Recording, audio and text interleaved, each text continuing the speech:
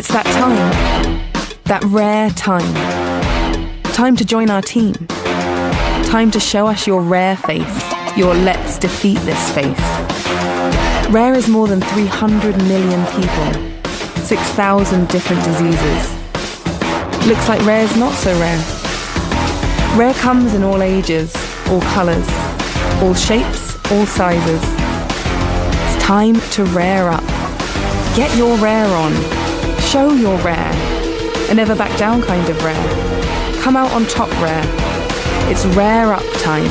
Never give up time. Shine your light time. With your help, we can raise awareness and increase support for research in the ever-growing movement against rare disease. Show you're rare. Show you care. Individually rare, but collectively common. Rare diseases are life-threatening and chronically debilitating conditions which are so uncommon that special combined efforts are needed to address them. Now, rare diseases also have a significant impact on children, with approximately 50% of all rare disease cases affecting children. Now, a major challenge in the fight against rare disease is the journey to diagnosis, which can be emotionally, physically, and financially challenging for many patients as well as their families and caregivers. Now, Rare Disease Day is an annual awareness day dedicated to educating the public about rare diseases and their associated challenges. It takes place every year on the last day of February to underscore the nature of rare diseases and what patients face. So today we unpack what you need to know about rare diseases. And to help us with this is an expert panel comprised of a specialist pediatrician, founder and CEO of Rare Diseases South Africa, who's also a parent of a child who suffers from a rare disease, a mother and father of a child who suffers from another rare disease, and a family physician who will join us from our Cape Town studio. Now, we invite you to be part of the show by asking the panel some questions or simply just sharing your views with us. In that case, the number to call is Johannesburg 714-6918 or 6919. You can also tweet us at SABC Health Talk or simply just interact with us on our Facebook page, SABC Health Talk. So sit back, relax, and learn from this bumper show ahead. Coming to you just after a short break. I'm Dr. Selom Daung, and this is Health Talk.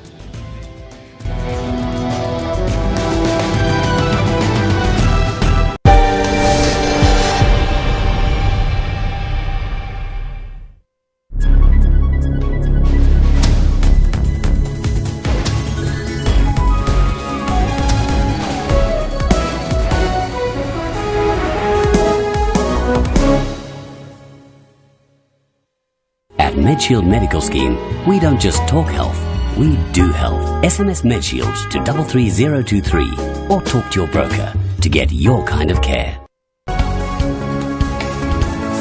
News at 9.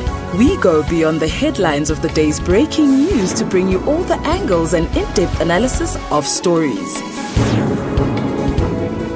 We go beyond the surface, including on how it will impact your life.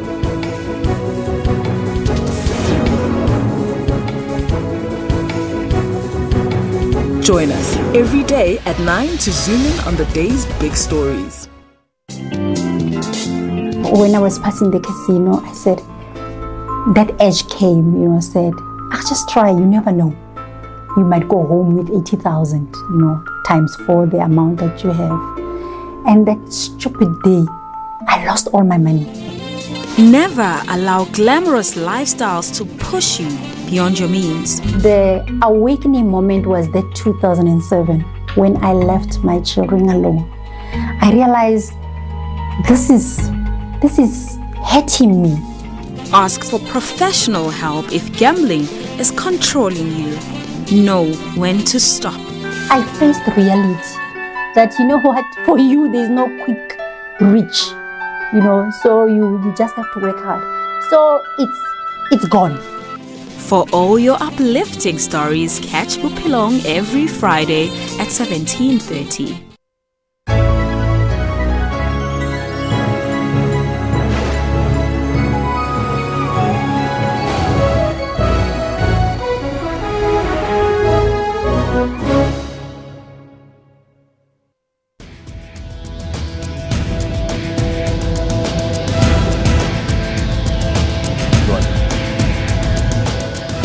All right, let's listen to a message from Johan Duplessis, who was diagnosed with Pompe's disease at the age of 11 months. They must be strong and they must only be happy because their moms and dads and doctors try really hard to keep them alive. So sweet. All right. So today we're talking about a different subject from the usual, topics that we have. Today we're talking about rare diseases, not just one condition, but rare diseases in total. And I'm not alone in this. We have first up Dr. Busima Baso, who is a specialist pediatrician based both in the public and the private sector, and is out in Pretoria. Welcome to Health Talk, Dr. Mabaso. Thank you for having me, Silo. All right. Yeah. And next to Dr. Mabaso, we have Kelly du Plessis. Now, Kelly is founder and CEO of Rare Diseases South Africa, and she's also a mother of a child who suffers from a rare disease, that little Johan du Plessis that you saw earlier. Welcome to Health Talk. Thank you for having us. All right. And I might as well add that, she was awarded the African Leadership Award for Healthcare in December 2016, and was also finalist in a category of Women in Health at the 2017 Women Stature Women of the Year Awards. That's a very impressive CV out there. Hey? Oh, it's we're going to come back to that, and you tell us a bit more. But let's start with Dr. Mabaso. We're talking rare diseases. What are we talking about? What constitutes a rare disease, or how do we define a rare disease? You know what, Silo? As it says, it's a rare disease. Right. Rare diseases, these are the diseases that actually affect a small number of people in a given population. But then when it comes to a definition, it's a bit of a challenge because it depends on where you come from. Like in the United States, they will define the rare diseases as diseases that actually affect fewer than 200,000 people in a given time. Right. In Europe, they would say fewer than 1 in 2,000.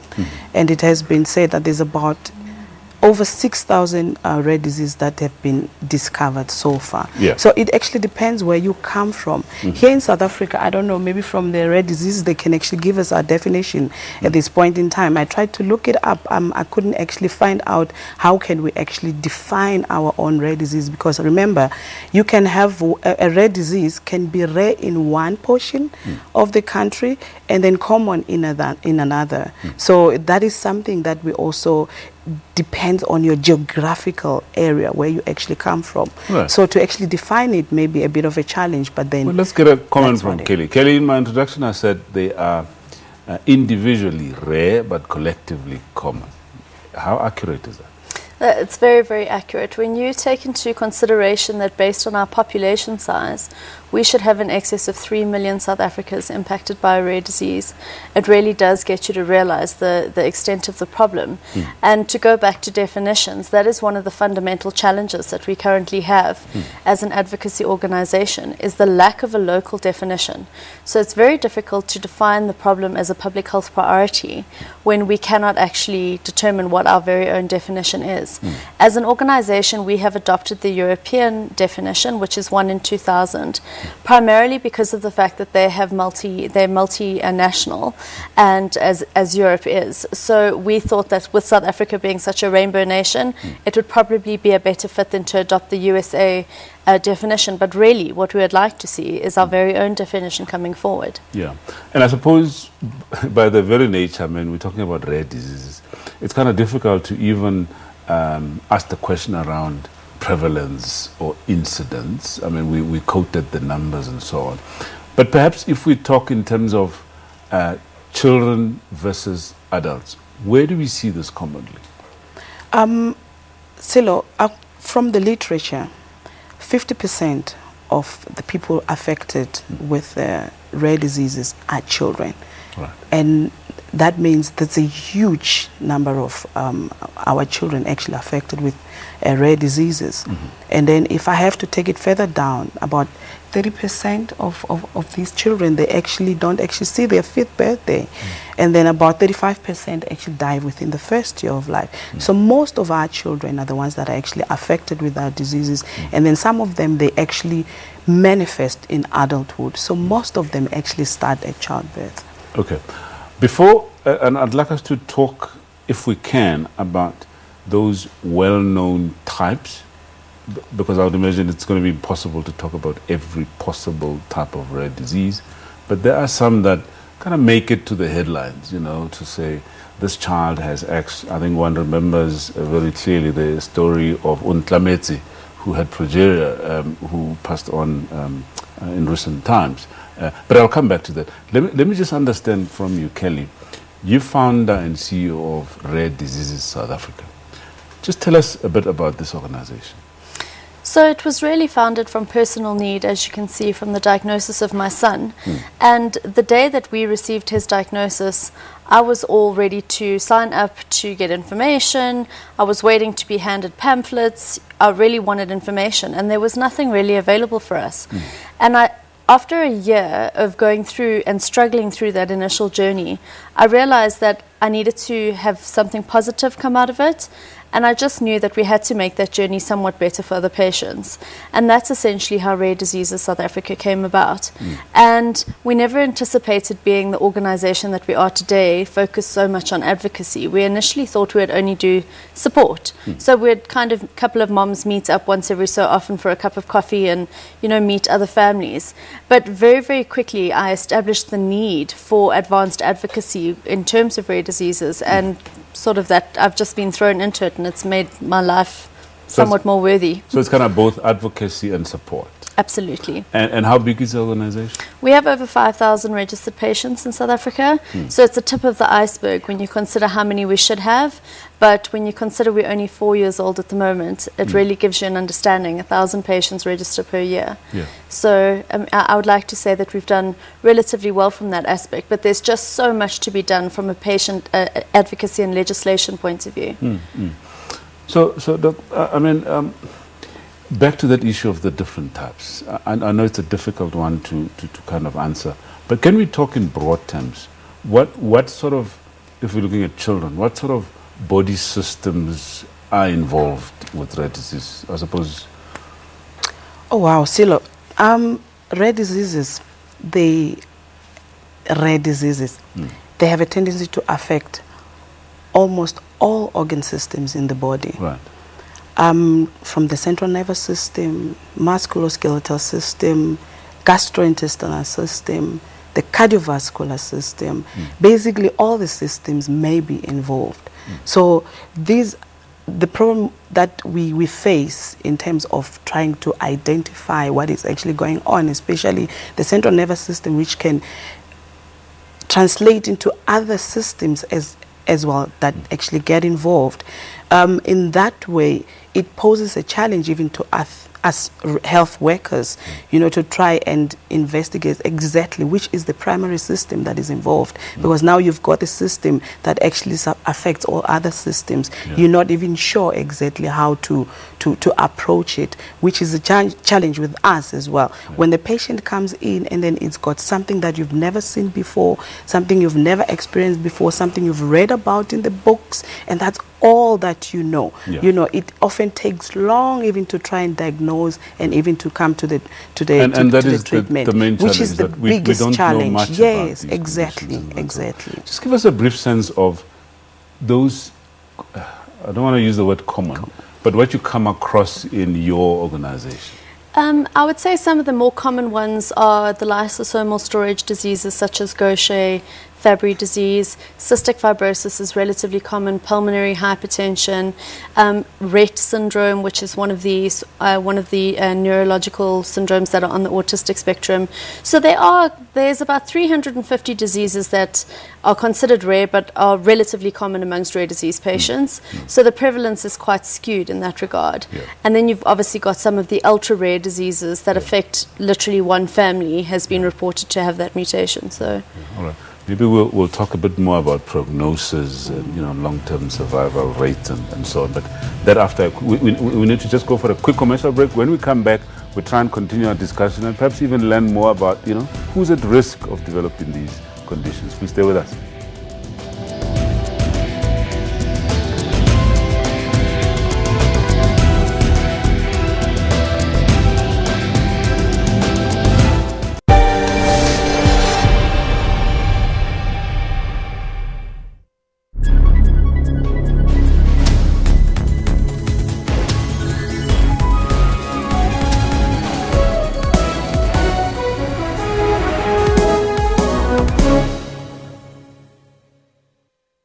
MedShield Medical Scheme, we don't just talk health, we do health. MedShield Medical Scheme doesn't just cover you when you're ill, we'll help you stay well. If we're talking health, then let's talk seriously.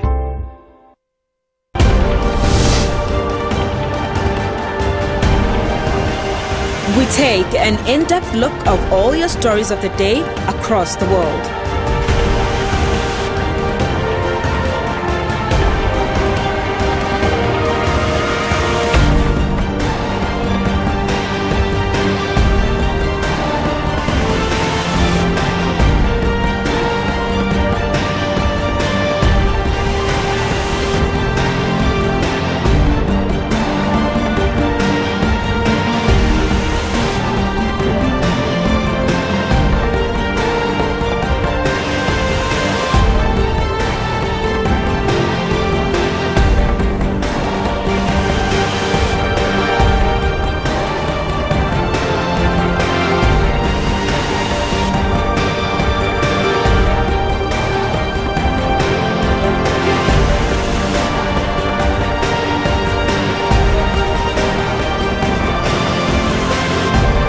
Stay tuned to Primetime News every day from 18 hours.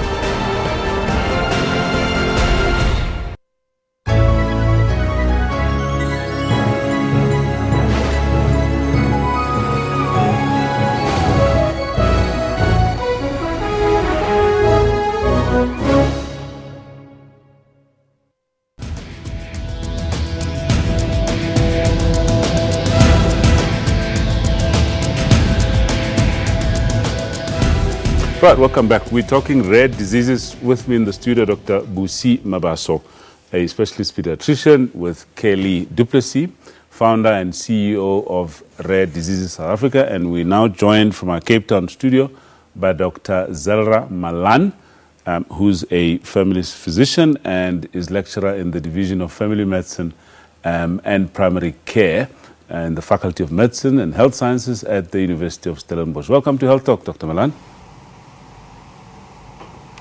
Thank you. Thank you. Right. We're going to come back to you just now. Let's take a caller, Palisa from the Northwest. Palisa, welcome. Hi. How's everyone doing? Good, good. How are you? I'm good, thank you. My question is regarding an illness called endometriosis. So I was wondering, does it fall under rare diseases or chronic illnesses? Because most doctors don't even know what endometriosis, and so many millions of women are affected by the illness. Okay, well, thanks for the question. Endometriosis, I think that's, if I heard it correctly, it's surely not a rare disease, it's common. Is it classified as a rare disease? No. If I may say, it is mostly a gynecological problem, right, where women would actually bleed abnormally. I would not say much on it. That is not my field of expertise. Yeah. So I would say to the caller, if she has access to one of the hospitals or gynecologists, if she wants to find out more, just to get hold of one of them, so she can just get to find out what is really happening. I'm sorry, I cannot help her in that regard. But I think her point was the fact that a doctor that she consulted didn't know much about it does not necessarily make it a rare disease. Yeah. It's just a matter of consulting, obviously, a specialist in the field, like a gynecologist who will know more. You would like to comment? There is definitely also a support group for endometriosis patients, so I would encourage the caller. It's called endpain.co.za. Right. I would encourage the caller to get in touch with them, and they could probably refer her to a centre of excellence if there is one. Great stuff. And by the way, we're having these stickers. Perhaps before we continue our discussion in 30 seconds, just tell us about what these are. So these little stickers are really just a way of showing your support for Rare Disease Day. Right. They generally are on sale prior to Rare Disease Day for 10 Rand each, but we sold out this year. We sold over 20,000 in 2.5 weeks. Mm-hmm. So these are the last ones that were on the shelf. Oh, so we're very lucky to have these. All right, let's come back to that issue before we start talking about risk factors. Oftentimes we're told that these children with rare diseases never make it to their 5th birthday. What is the general outlook in terms of prognosis for these conditions, just in general? Well, Silo, let me first by saying that rare disease is not a challenge only that is faced with the families, but it's also a challenge to us as healthcare professionals. When they initially come to us, they come because a mom is worried. That's number one, and they come, you're not actually even sure what you're dealing with. So there's going to be a delay in diagnosing. I mean, in the diagnosis being made, and then hence treatment at the end of the day. Some of these patients, we're lucky to actually have the diagnosis within weeks or even months, so that we may be able to treat them appropriately. Some of them even die even before we could even find out exactly what is the problem that we have to do post-mortem to try and figure it out. So it's actually very, very difficult to actually treat these children. So even when treatments are there, I remember when I was going through my literature, they call it an orphan disease. They actually had to give incentives to drug companies, you know, to actually look into that, to develop, to develop drugs, you know, so that they can support. I think it's a subject for another day, because there's other influences, it's business. Do you perhaps want to comment on that? What's your landscape in terms of a membership? I just think, I mean, as a mom, I can tell you that when my son was diagnosed, they didn't foresee that he would see his second birthday. He was 11 months, and he's now 8. So subsequently, in the last 7-8 years since he's been diagnosed, there has been great movement in the field of rare diseases and the development of drugs. So there is always hope, but 95% of rare diseases remain without one single FDA-approved drug.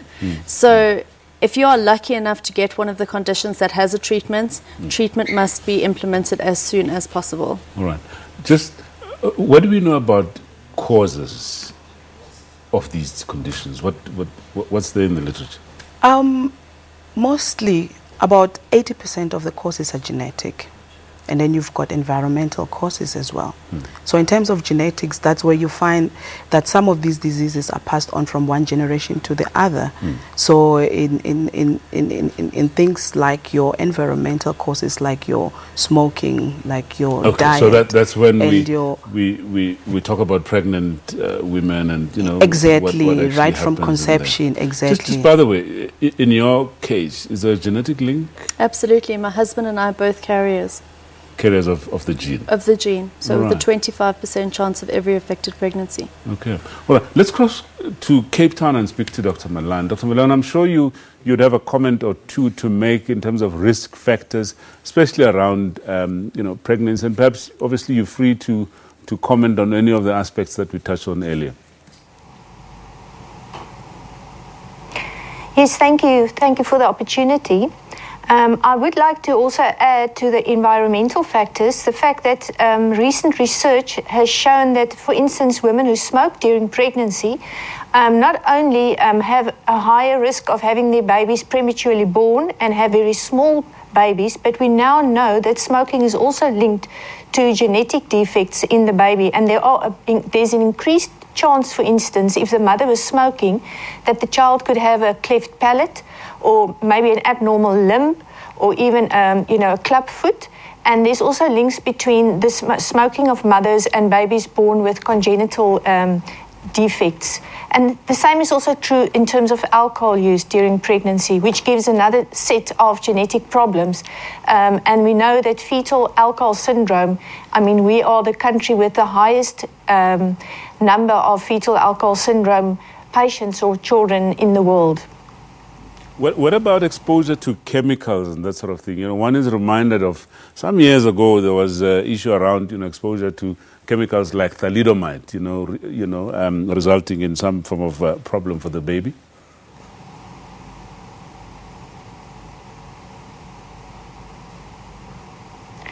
Yes, definitely there is a link And with the research that has been going on, we are now identifying some of these drugs that that has a bad influence or has an influence on the pregnancy. And of course, we have the problem with drugs as well. For instance, in the Western Cape, where tick is a major problem. And in terms of alcohol, I mean, alcohol is one of the most teratogenic materials that humans have today, because we know that alcohol, for instance, covers, goes through the placenta very easily, and it influences the baby directly in terms of how the baby is developing. And then we know that, for instance, these babies that have been exposed or born with this syndrome because of the mother's alcohol use, we know that these babies, they can't be cured. It's something that they'll have to live with the rest of their life. And it's so bizarre that actually it's a very preventable sort of situation. Very, very sad. Okay, let's take Thuli on the line. Thuli, welcome. Hi, how are you, doctor? We're good. How are you, Thuli? I'm good. I just want to find out about hernia. Hernia? Yes. Is it a disease or what? And how does it affect one being? Okay. Thank you very much for that question. It's time for a quick break. We're going to answer that question after a quick break. When we come back, we talk about, more about rare diseases. Please stay with us.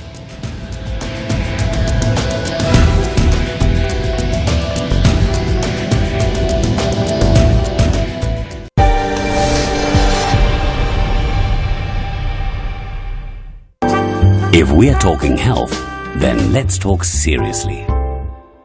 It's so good, nothing else can replace just your slightest embrace.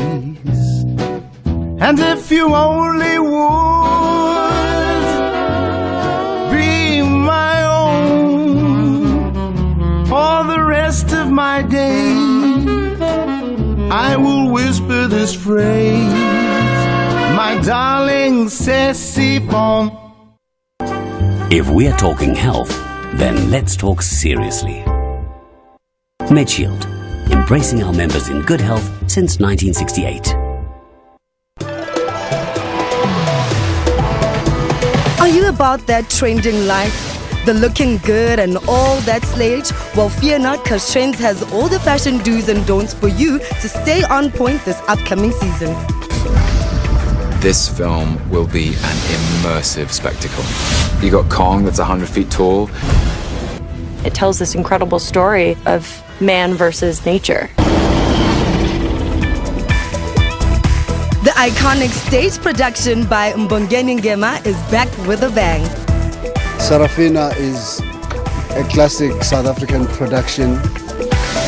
I always choose to align myself with brands that I just love. Because when you love something, it doesn't become work. Luxury is not built overnight, but it's an experience that comes with time. Catch up with all the trends on Trends Saturdays at 12. Special assignment. Crime keeps the society in terror and pain. Why so? If someone phones me, tells me, okay, look, I need a silver, and I get you all driving, I'll take it. What pushes normal people to be so hard, heartless, and brutally kill one another? The other side of it could be more for their own psychological need. It might be part of a sexual fantasy that they have. It could be about power and control. After proper investigation is followed, the perpetrator gets arrested. It's quite a massive process.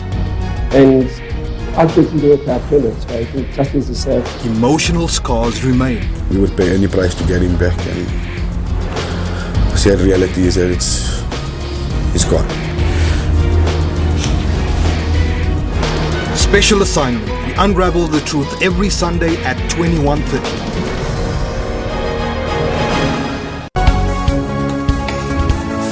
News at 9. We go beyond the headlines of the day's breaking news to bring you all the angles and in-depth analysis of stories. We go beyond the surface, including on how it will impact your life.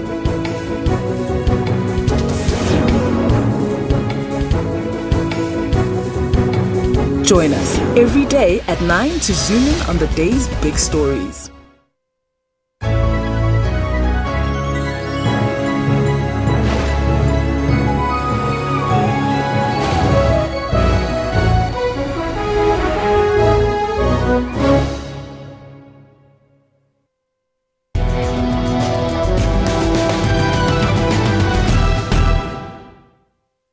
Pregnancy and motherhood are the most beautiful and significant life-changing events that anyone can experience.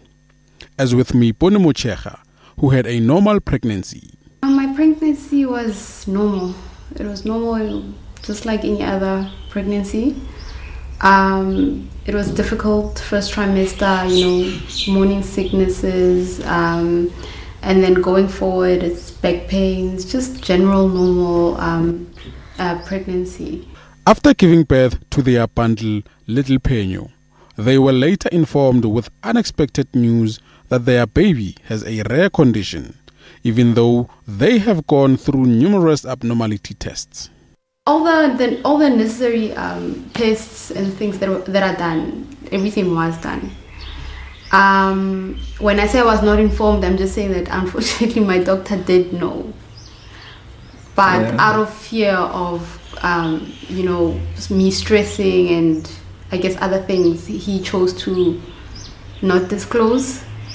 So then we only found out when she was born. Little Penyo's condition can be difficult to explain, but the Mochechas, they seem to have educated themselves with the disease. Tibial hemiplegia is basically a deformity where the tibia, which is one of the bones in your leg, that it didn't fully develop. And so hence the leg is turned in. It's basically what you're looking at is her fibia. That's all she has, and a little bit of the tibia. So it didn't fully develop, as well as her big toe as well. Getting the right diagnosis for a rare disease is often a major obstacle in order to get the correct treatment for an illness. As in this regard, it was difficult for them to get the right diagnosis. It was difficult at first because no one knew. That's the thing. Not even the pediatrician knew in the beginning what her condition is. A lot of doctors we've seen, they were like, okay, I've never seen this. What is this called? So it's only when we were getting discharged that one of the orthopedic surgeons said, okay, I think I know what this is, but referred us to another orthopedic surgeon. After weeks of seeking help and getting a diagnosis, the couple was later advised to amputate. We were advised what the condition was or is, and the only recommendation being amputation at the time. So then we decided, okay, we know the name. This specialist doctor that we had hoped would be able to do something is telling us something we did not want to hear. Living with a rare disease is an ongoing learning experience for families, and the young couple somehow learned to deal with it. It was traumatic. It was traumatic. It was because, like I said, throughout the pregnancy, I thought everything was normal, was perfect. She was perfect, and it's the moment when we saw her that okay, something is wrong, and the shock, the trauma that you go through, because. And maybe we would have been better prepared to deal with the trauma had we known that. Maybe guys just know that everything else looks fine, but there may be something else that you may be faced with when your baby comes. So we had no idea. We were just looking forward to our bundle of joy, but she came with this condition. All right. So we still have in our studio Dr. Busima Vaso, who's a specialist pediatrician based out in Pretoria. And we're lucky enough to have with us in studio parents of little Penyo. First up is Tsepo Moropa. Welcome to Health Talk, sir. Thanks for having us. Right. And of course, it's his wife, Mipone Moropa, as well. And welcome to Health Talk. Thank you. Okay, not the Mochechas. That's your maiden. No, that's my maiden surname. Right, so okay. And of course we've seen Penyo, and it seems like a lovely, bubbly baby. We'll come back to you to learn more about your experience, but let's go back to that question. There was a caller earlier who asked about hernia and whether or not this is a rare disease. Just very quickly, what is that, and is it classified as a rare disease? Hernia, it's not a rare disease. We see it commonly. We see it, it's normal for our babies to see, but that depends on how big the hernia is. You can have hernia that is periumbilical. You can have a hernia that is angular. So hernia basically is just a defect on the if it's periumbilical on the abdominal wall. Right. So depending on the size, you know, some of these hernias, they actually close themselves. They actually don't need treatment. Okay. But then there are those that actually may complicate, who may actually need further management. We're not going to dwell too much on this. Suffice to say that it's not a rare disease, and that if our caller has a problem with that hernia, I think the best advice is to please consult your doctor. Now let's get back to student talk to the Moropas. Who do we start with? Let's start with Mom. Okay. Tell us about your experience during pregnancy. Did you have a normal pregnancy? Were there issues? None whatsoever. It was the general issues that every pregnant woman goes through. Right. Everything, like I said, everything was fine. It's only after she was born then we knew what was happening. All right. And you attended antenatal clinic and regularly? Everything, all the tests scans, were done, everything was done. Right. All the general tests that they do for syndromes and Down syndromes and things like that, everything was done. Okay. And but as I've said as well, the doctor knew, but it decided to just leave it out. So hence we only found out when she was born. Did the doctor tell you why he or she didn't disclose to you what the problem was? Stress. He just said he found out at 20 weeks, and just to avoid stressing me, he chose to just keep quiet. Right. Yeah. It's about. Do you have any other children? Yes, we have a boy. Okay. Older than? Yes, than older Penny? than Penny, yes. Right. And the boy's perfectly fine? Yeah, he's perfectly fine, yes. All right. And both of you, just from your parents and, going back, we're just trying to see if there's a genetic link or anything like that. Anybody with something similar from either of you? Not that we know of, no. Yes, not that we know of. We were advised to obviously check because it may have been spontaneous. Yeah. Or it was genetically linked. Right. So that's what we still need to do. All right. But because Penny obviously was born with it, there's a very high chance that she's obviously carrying the gene. Right. That she'll probably, Right. Yeah. And how old is Penny now, by the way? She actually turns a year on the 7th of March. Lovely. Yes. Lovely. Sorry, 2 years. Right. She turns 2 years, yes. Okay. And obviously, we can see in the clip, she's all over the place and not restricted in any way. No, none whatsoever. But as you can see, the only issue is that she's walking on her knees. Right. Yeah, everything she does, it's on her knees, yeah. Right. And at age 2, you expect that at least We're going to come back to the solution that you've been given just now. But let's just ask the doctor here about the condition. They have tibial hemimelia. We know that there are other melias, as it were. Do you want to perhaps just comment quickly on what this condition is?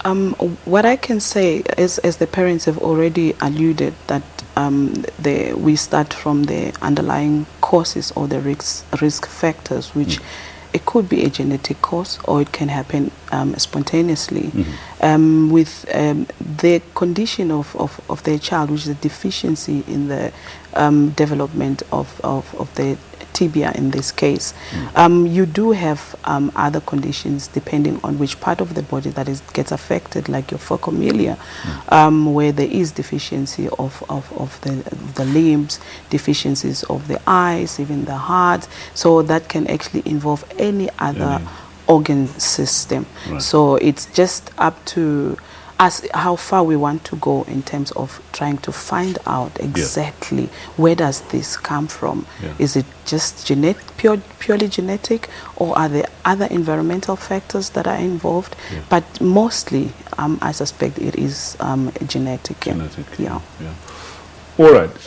Let's then talk about the solution that you obviously, I mean, it comes to who is better placed to deal with conditions like this. You've been consulting what I would imagine is your pediatrician, and you were referred to an orthopedic surgeon. Tell us about that. Yes, we went to see an orthopedic surgeon, several in fact. And unfortunately, we keep getting turned back and being told that there's nothing that can be done. The only option is to amputate. But then, however, we found a doctor in the United States. I made contacts actually with one of the mothers whose child was born with bilateral tibial hemimelia. And that's when she gave me the contact details and everything of the doctor, and then that's when we contacted this doctor in the United States. And the institution deals specifically with most of limb deficiencies. Yes. So why did you have to, you said several orthopedic surgeons, why was there a need to consult several? Look, I mean, when Penyo was born, there was an orthopedic surgeon there who said admittedly, look, I have a suspicion of what this is, but I'm not sure, let me refer you to another specialist. We then went, we saw him. He, from the onset, said nothing can be done. Your only option is amputation. Of course, we were devastated by the news. Then, at that point, this is when we decided to start doing our own research. Furthermore, because of the research, we found that, okay, this condition does not have any history of being treated in South Africa. So this is then when we went to another orthopedic surgeon for a second opinion.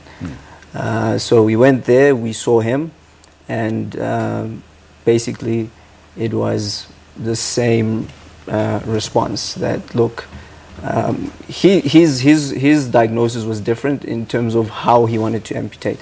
The first surgeon said a through knee amputation. Second one said sort of just lower down. But inevitably, the only solution was for them was amputation. Right. But amputation with the view to have a prosthetic leg, was that ever discussed? Yes, it was discussed. And then that's the thing also, we went and checked. Prosthetic legs are very expensive.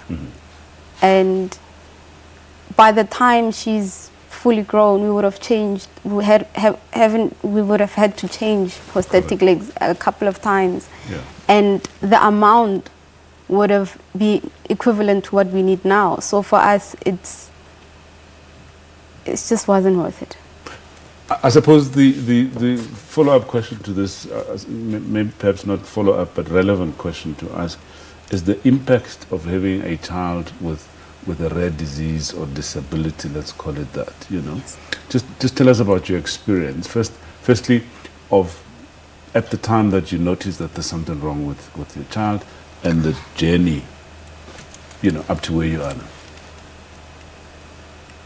You can't even explain the pain as a mother. You want the best for your child, so when you're faced with such a condition or situation, you don't even know what to do, where to begin. You're just weak. But instantly, as the motherly, you know, or as a parent, you just want to fight, and it's been difficult. It's been a difficult journey. It's a difficult journey, especially because also people don't even know how to respond to you. So you need support, but you don't get it because people are also scared, and you end up isolating yourself. So we kind of went through a depression a bit,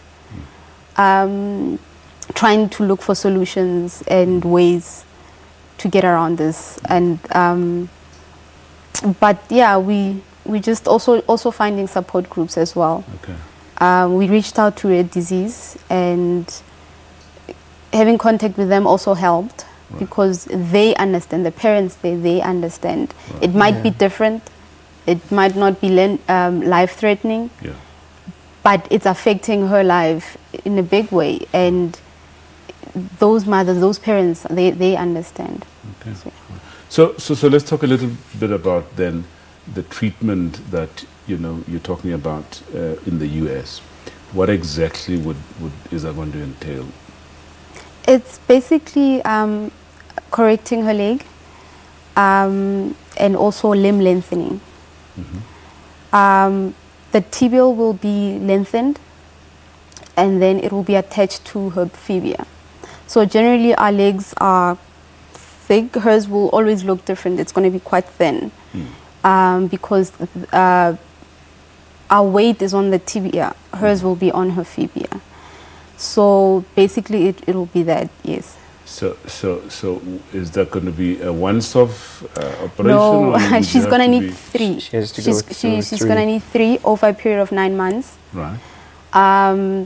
So there's a step-by-step process. So it's 3 steps where she's going to go in. They're going to put the fixator, it's this other equipment, on her tibia to lengthen her leg. And then then after 4 months, they're going to basically take out the fixator and then correct her leg and also other stuff, technical stuff that I can't explain.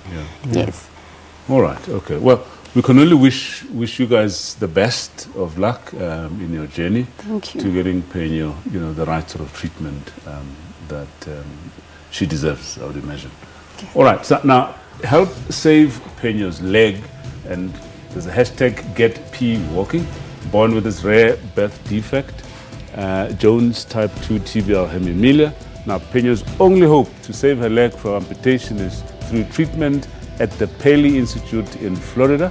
Now, please visit Penyo's website, www.getpwalking.org, for more information and to donate online. SMS Penyo to 40555 to donate at least 20 rands or even more, or otherwise by EFT. The account details are Penyo's Medical Fund. The account is held at FNB, and the account number is 626-234-88237, and the branch code is 250655. Now, we're told that this institute in Florida in the US deals specifically with limb lengthening, and the 3 surgeries, as the mom explained, and she has to undergo will cost an equivalent of 2 million rands. So far, her campaign has only managed to raise about 20% of that amount. So I'm sure they'll appreciate your help. Okay, time for another quick break. When we return, we'll now discuss treatment and support of rare diseases. Please stay with us.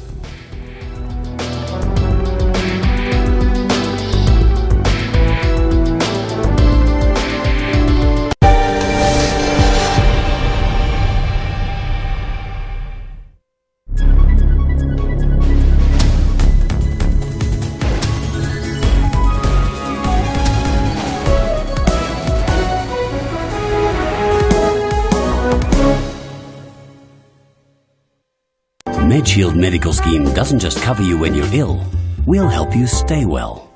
MedShield, embracing our members in good health since 1968. Technology is used for both positive and negative. Some governments block the internet in times of protest. With this internet blackout, it's impossible for me to do it, so I have to travel to Douala. This act is a true violation of the rights of citizens. In Africa, people are always coming up with innovative ways to use technology to solve some of their problems. The more interesting piece of technology is actually the artificial intelligence. AI, it's utilizing data to make your life easier. On Network, we give you Africa's technology and social media news. For all your technology news, join Siphumelele Zondi every Saturday at 17:30.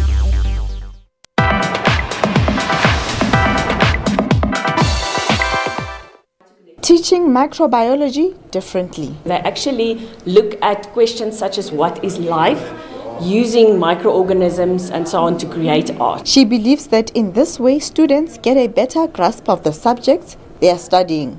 But for my students, I wanted them to engage with the subject matter that I was teaching them in a way that is different from just learning it in a textbook. So I asked them to take one of the concepts that we dealt with, which is basically to do with evolution or microbial diversity, and to make an artifact. I didn't say the word artwork because science students and art is not traditionally considered together. So they could make anything. And that was then assessed, so it was a form of alternative assessment. Even human beings' tears look spectacular under a microscope. This is a painting installation by a first year called Shanique, and it's about tears. And they say that if you cry or if you're cross, the tears look different. Or if you cry out of pain, the tears under a microscope will look different. Bio-art has also been found in rock engravings at Drieskop Island in the Northern Cape. By Lesamweti, SABC News, Bloemfontein.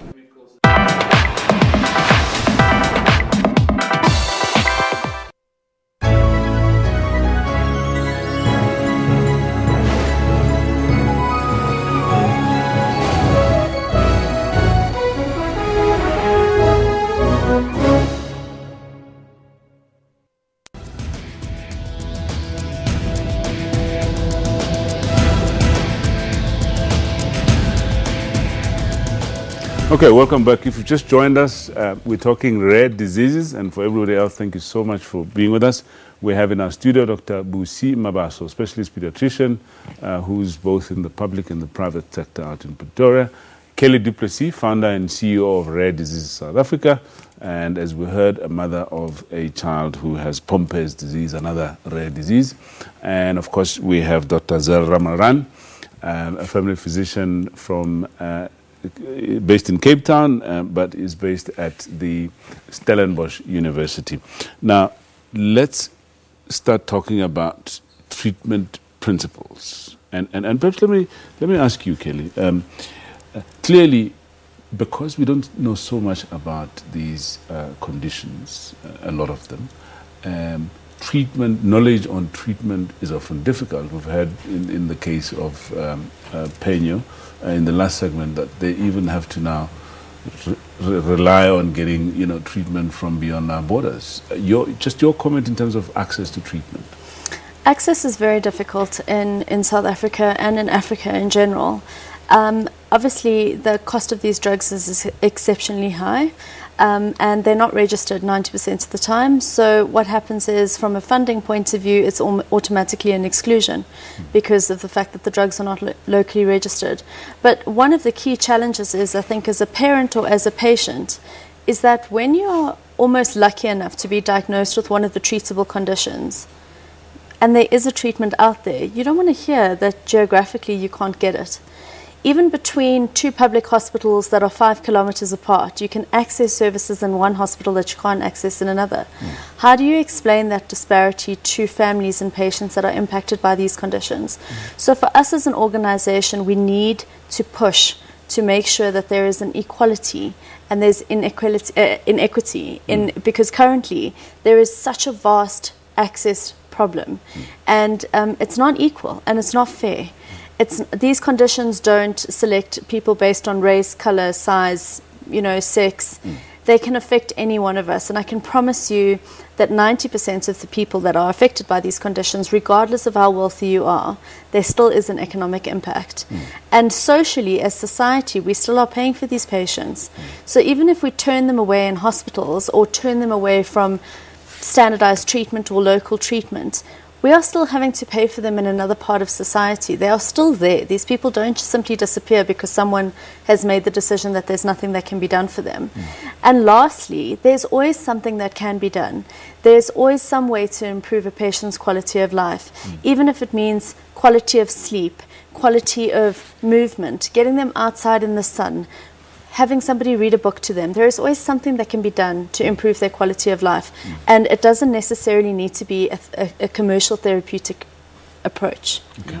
Your comment on our ability to treat? As I've mentioned earlier, Silo, that rare diseases are very difficult to treat. And most frequently, the treatment we don't really have access to. Let's start right from the beginning. I would start in terms of managing these patients. We look at our patients holistically. You don't look at the patient as a child who's got a problem, but then you look at the child and then look at the family setting as a whole. Remember, these problems actually affect right from the psychological, social, and economical. It has a huge impact in our society as a whole. Think of a mom who comes, I'll just give an example from where I come from, a mother who comes from far in the villages in Hammanskraal and having to access treatment at Dr. George Mukari First of all, she's a single mom. She's got 4 other children to look after.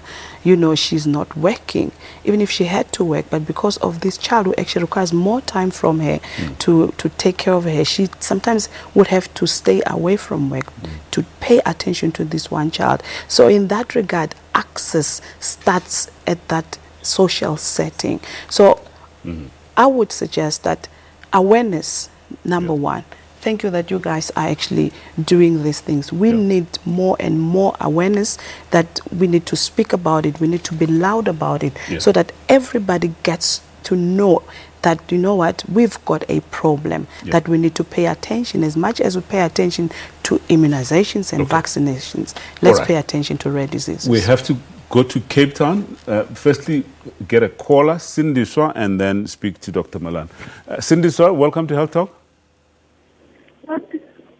Oh, thank you, Doctor. Yes, ma'am. Your quick question or comment, yeah? Yes, I have a kind of question and something that I'm experiencing. I have a 6-year-old boy. He started to have a white mark in his lips, down lips, and now it's growing to his neck. And I went to the doctors, maybe 5 doctors. They told me it's a thing called vitiligo or vitiligo. Yeah. And they're saying there's no cure for that. And I've been trying. Maybe you can help me. Okay. Telling me where can I go or what can I do. Thank you. Thank you, Cindy. Thank you. Let's speak to Dr. Malan. Dr. Malan, before I invite comment from you in terms of, you know, that holistic view of treating a child or anybody for that matter with rare diseases, do you want to perhaps quickly respond to Cindy on vitiligo? Yes, thank you for the opportunity. First of all, in terms of the holistic approach, I do agree with my colleague that it's essential for us in the treatment of these patients to actually look at the family as a whole, because this influences not only the family but the community at large as well. And then I think awareness around preventable things that are things that we can do to help these children to be affected less. Things like making awareness around alcohol consumption during pregnancy, smoking during pregnancy, and that needs to be public awareness, community awareness programs, and also individual programs speaking to that, as well as taking medication from over the counter when you're pregnant without consulting your doctor. All right. I'm so sorry to have to do this to you, but we've unfortunately run out of time, and that's all the time we had for today. Thank you so much for your participation, and to our guests, thank you so much. And that's all we have for you today. We're back on our screens next week, same time, same place. I'm Dr. Salomo Daung. Until next time, please do take care.